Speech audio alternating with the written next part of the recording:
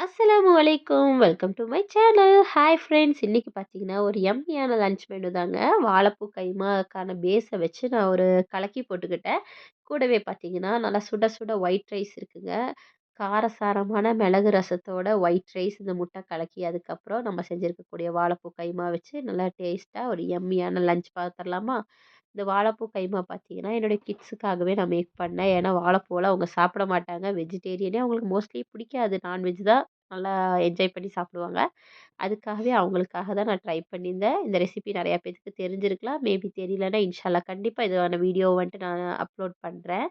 நல்லா சாப்பாட மிக்ஸ் பண்ணியாச்சு. அது கூட வந்துட்டு ஒரு பீஸ் கைமா கட் பண்ணி எடுத்து வச்சுக்கலாம். அதுக்கப்புறம் ஒரு பீஸ் முட்டை எடுத்துட்டு, வெங்காயம் வச்சு நல்லா மிக்ஸ் பண்ணி சாப்பிட்டா சும்மா டேஸ்ட்டாவும், யம்மியாவும் இருந்துச்சுங்க.